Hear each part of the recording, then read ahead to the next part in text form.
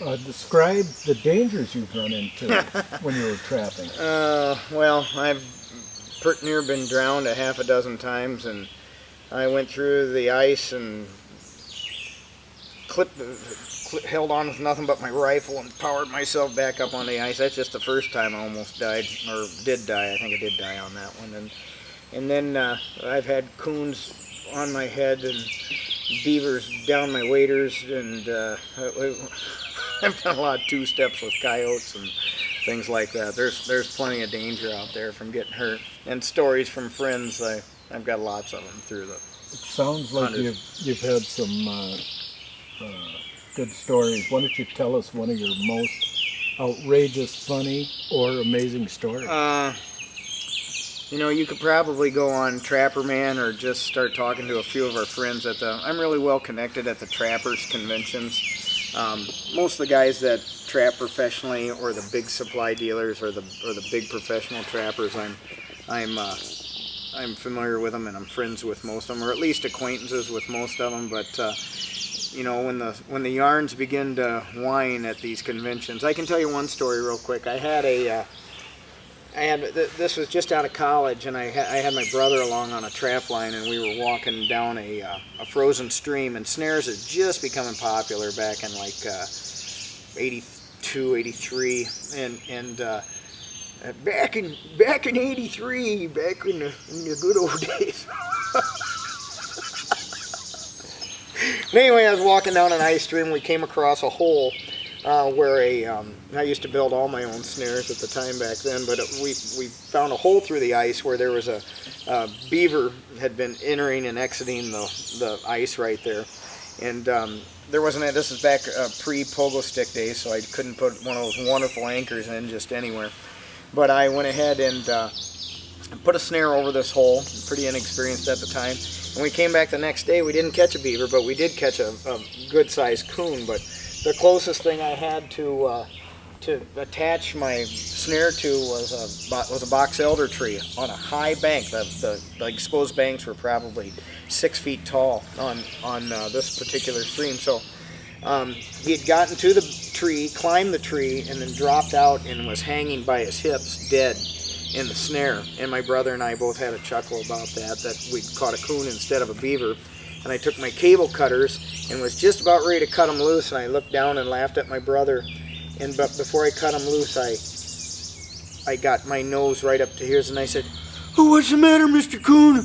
Did I catch you?" And just as I touched noses with him, the coon went, "What?" And he stuck his paws right in my ears. And as he did that, I clipped the cable off. And the next thing I know, I've got this coon on my head, and I'm dancing around the field, and I'm wearing this big coon for a hat. I'm squatting and punching at him and trying to get him off, but I just got this big growling, snarling creature on top of my head. And so finally I threw it down and dispatched him with a full clip. But that's one. I've been through the ice several times, lots of times being stuck. Had coyotes bite clear through my thumbs during neck breaks. Got wedged in beaver runs side by side with 50-pound beavers.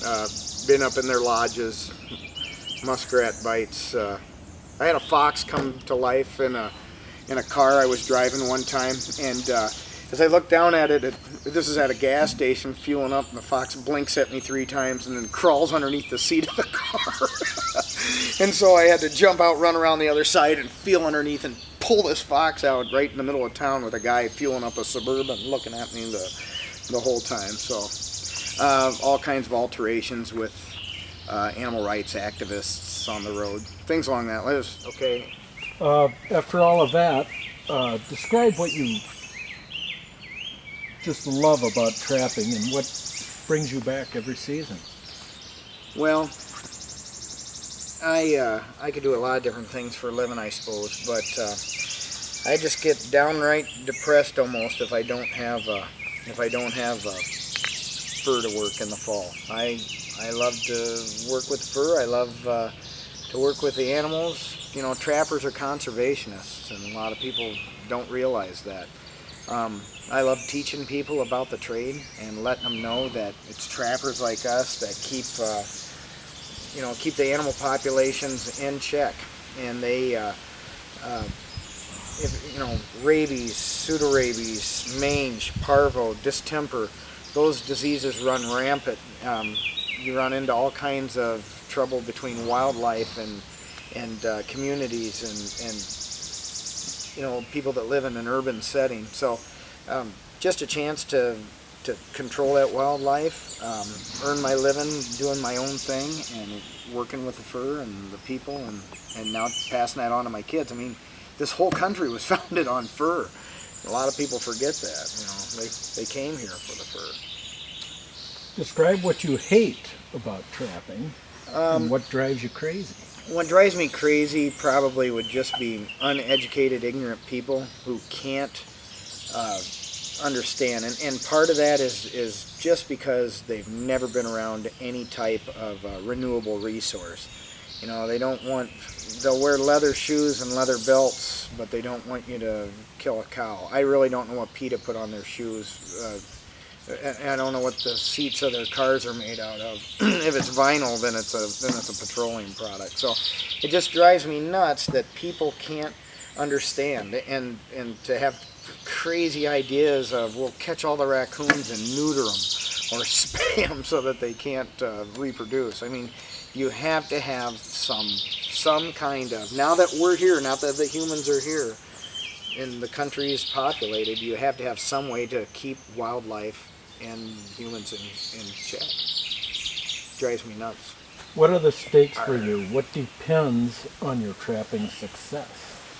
Trapping success, of course, depends on price, weather, season lengths, and fuel, economical, other factors as far as fuel, making sure old trusty Rusty's running, and the fact that I can keep trapping every single year. The state and the national organizations go to bat for us trappers all the time.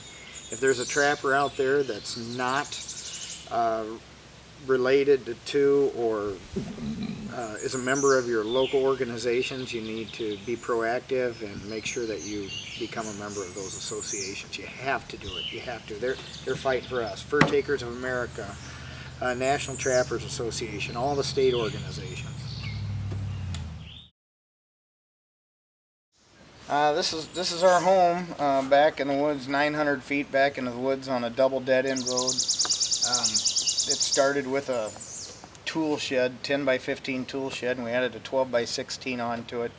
Closed in the porch, and we've turned this forest into a nice little yard here. We don't have any television here. We don't have any video games, and we don't have any other things that rot the minds of young children. Just boys with chores, respectful kids that open their mother's door and answer yes sir and no ma'am. They're pretty good little guys. I'll introduce you to them later. But anyway, this is our house. All 5 of us in one bedroom at the top of a ladder, 2 armloads of wood, keep it heated every day. And we burn a couple cords of wood every year here, and the flag's always flying and comes in at night. My little boys thank every soldier they meet. I never served, but if you did, thanks. We're really respectful of veterans out here. Burn a few loads of red elm every year. For our horses, we trap out of trucks, we trap off of foot, we trap off of ATVs, we trap off of horseback, we trap out of flat bottoms, we trap out of canoes. We keep our tack in here. This is just one of our sheds, and everything here is made of logs if it can be. Even the kids' swing sets are made out of logs. The corral over here is brought up right from the woods. There will be a 40 by 60 pole barn going up over here, but that's someday.